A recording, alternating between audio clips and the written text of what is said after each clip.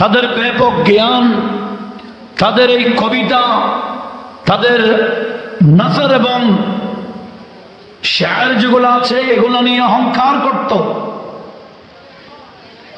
এরা মনে করেছে তাদের চেয়ে বড় জ্ঞানী আর ছিল না।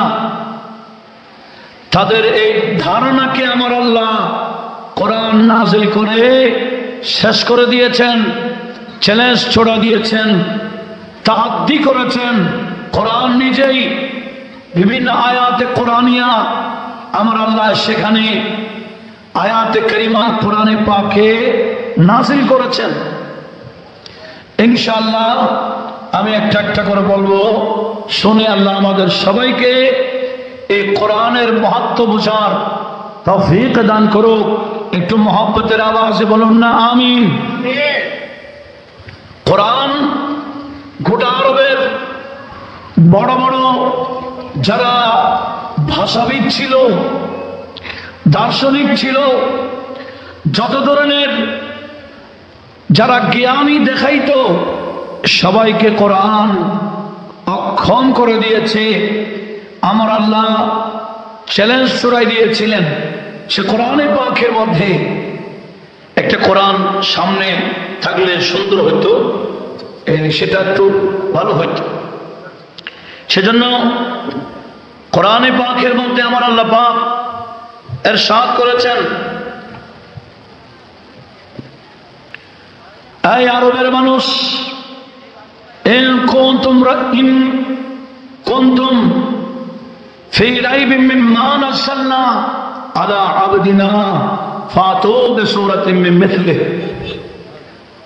এই আরবের মানুষ, আমি আমার বান্দায়ে খাস, আমার এই বিশেষ বান্দা যাকে আমি হাবিব বানিয়েছি, আমার হাবিবের উপর যদি এই কোরআন যেটা নাযিল করেছি এটার উপর তোমাদের যদি সন্দেহ হয় তাহলে ঠিক আছে।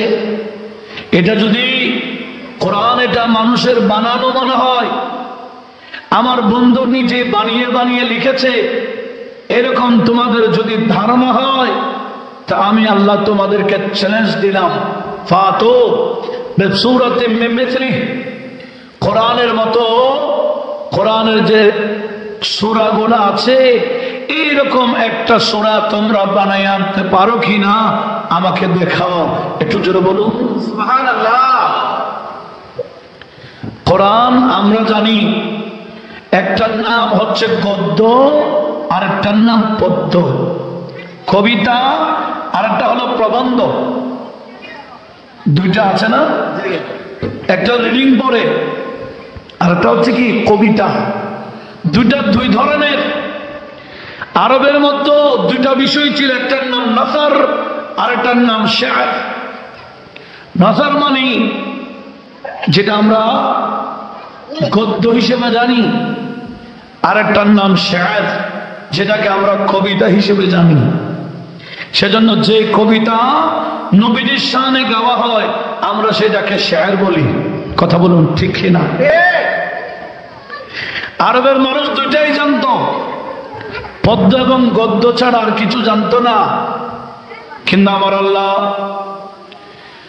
কোরআনে পাক এমন ভাবে নাযিল করেছেন, কেউ এ পর্যন্ত কোরআনকে গদ্য বলতে পারছে না, পদ্য বলতে পারছে না।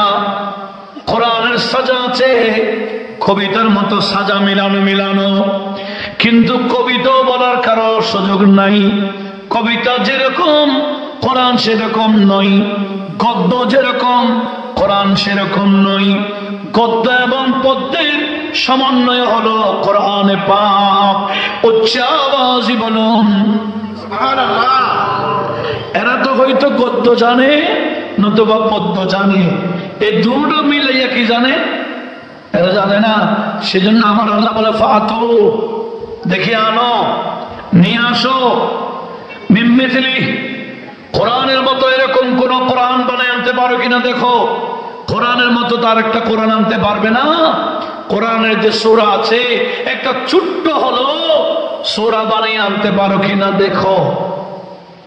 সময় দিয়েছেন ওদু শুহাদাকুম বলেছেন, তোমাদের যারা সাহায্যকারী, যারা ভালো আরবি জানো, এদেরকে ডাকো, দেখে সবাই মিলে বসে কোরআনের মতো একটা কোরআন আনতে পারো কিনা দেখো।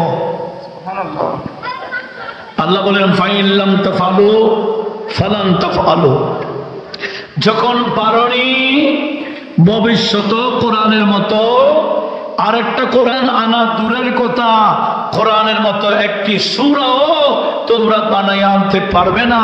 এই ক্ষমতা, এই দক্ষতা তোমাদের নাই। এই কোরআন দিয়ে আমি আল্লাহ তোমাদেরকে আজিজ করে দিলাম, অক্ষম করে দিলাম। সেই জন্য কোরআনের নাম হলো মুআজিজা। একটু বড় আওয়াজ বলুন না সুবহানাল্লাহ। কোরআন, কোরআনের ভিতরে কি আছে আমরা এমনি দেখতেছি, কোরআনটা আমরা হাতে নিয়ে ফেলেছি। কোরআনের মধ্যে কি আছে আমার আল্লাহ পাক সুবহানাহু ওয়া তাআলা সূরা সাবা, আবার সাবা আছে না কেন, সূরা সাবা, সূরা সাবার মধ্যে ইরশাদ করেছেন প্রায় শুরুতেই, একেবারে শুরুর মধ্যে আমার আল্লাহ 3 নম্বর আয়াত ইরশাদ করেছেন। আপনাদের মনোযোগ আছে? যারা যেখান থেকে শুনছেন একটু মন দিয়ে শোনার জন্য অনুরোধ করছি। আমার আল্লাহ বলেন আলিমুল গায়বি লা ইয়াযুবু আনহু মিসকালু যাররাতিন ফিস সামাওয়াতি ওয়ালা ফিল আরদি ওয়ালা আসগারু মিন যালিকা ওয়ালা আকবারু ইল্লা ফি কিতাবিম মুবিন। একটু জোরে বলুন না সুবহানাল্লাহ। আমার আল্লাহ বললেন বান্দা আমার শোনো, লা ইয়াযুবু আনহু মিসকালু যাররাতিন ফিস সামাওয়াতি ওয়াল আরদি। আমার আল্লাহ হলেন বাস্তব গায়েবের ইলম রাখেন কে? আল্লাহ বলেন আলিমুল গায়বি, বাস্তব গায়েবী আলেম হলাম আমি আল্লাহ। একটু জোরে বলুন। বাস্তব গায়েবী আলেম কে? জ্ঞান, অদৃশ্যের জ্ঞান বাস্তবিক পক্ষে, বাস্তবিক পক্ষে গায়েবের জ্ঞান কার কাছে? আর একটু জোরে বলুন না। এই জমিনের বাস্তব মালিককে? তো মালিক আপনি দাবি করেন না? একটু কথা বলেন তো, জমিনের মালিককে? না, আপনি তো বলুন আমি, আমার দলিল আছে, আমার ডকুমেন্টস আছে। মামা দলিল থাকলে তাহলে জমিনের মালিক আপনি। তো আল্লাহ বলেন লিল্লাহি মা ফিস সামাওয়াতি ওয়া মা ফিল আরদি, আসমানে আছে যা, জমিনে যা আছে, সব কিছুর মালিকানা কার? তো আপনি যে বলেছেন মালিক এটা আমি, বলে আমার দলিল আছে। হ্যাঁ, এইরকম কিছু বিষয় নবীর শানও বলা হয়, বলে বাস্তব হচ্ছেন আল্লাহ, গায়েবের ইলম আল্লাহর কাছে আছে, আর আল্লাহ কিছু বান্দাকে গায়েবী ইলম দিয়েছেন। কে দিয়েছেন? আল্লাহ। জমিনের মালিক আপনাকে বানাইছেন কে? এটা মানেন, কিন্তু নবীর শান বললে আপনি মানবেন না কেন? এগুলা বোঝার বিষয়। আল্লাহ সবাইকে বোঝার তৌফিক দান করুক। একটু বড় আওয়াজে বলুন না আমিন। তাহলে বাস্তবিক জ্ঞান, গায়েবের জ্ঞান কার? আল্লাহ বলে আলিমুল গায়বি ফালা ইউযহিরু আলা গায়বিহি আহাদা।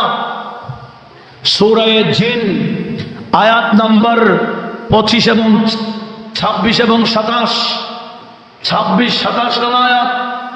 আল্লাহ বলেন আলিমুল গায়বি ফালা ইউযহিরু আলা গায়বিহি আহাদা ইল্লা মান ইরতাদা মির রাসূল। আল্লাহ বলেন বাস্তবিক পক্ষে গায়বী ইলম হলো আমি আল্লাহর কাছে, ফালা ইউযহিরু আলা গায়বিহি আহাদা, আমার গায়বী ইলম আমি তার কাছে প্রকাশ করি না, যাকে তাকে আমি গায়েবে এলম দান করি না ইল্লা মান ইরতাদা মির রাসূল, রাসূলের মধ্যে যার উপর আমি আল্লাহ রাজি ওই বান্দা ওই রাসূলকে আমি আল্লাহ গায়েবে এলম দান করি। উচ্চ আওয়াজে বলুন এগুলা ঘোষণা কার? একটু জোরে বলেন না কার? আল্লাহ, আল্লাহরই ঘোষণা। কি বুঝলাম? আল্লাহর ঘোষণা হলো বাস্তব এলম আমি আল্লাহ। আমরা সবাই বলি বাস্তব এলম কার? অনেক কিছু যেগুলা সাধারণ বান্দারা দেখে না সেটা নবীজি দেখেন। এইরকম দেখার ক্ষমতা নবীকে কে দিয়েছেন? আল্লাহই দিয়েছে। এটা আমাদের সবার জানা আছে তো। কিন্তু আমি যদি বলি না গায়েবে এলম নবীর কাছে আছে বললে শিরিক হবে, এটা হচ্ছে বাড়াবাড়ি। এটার নাম কি? বাড়াবাড়ি।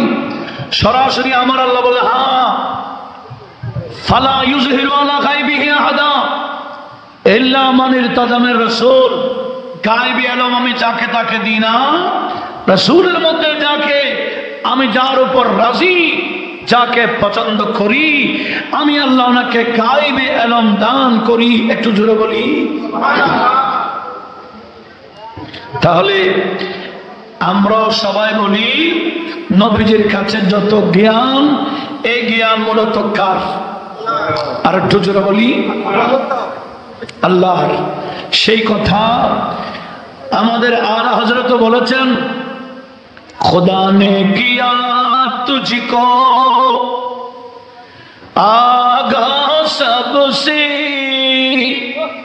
खुदा ने किया तुझको आगाह सबसे, दो आलम में जो कुछ खफियों चली है खफियों चली है। একটু জোরে বলি না সুবহানাল্লাহ।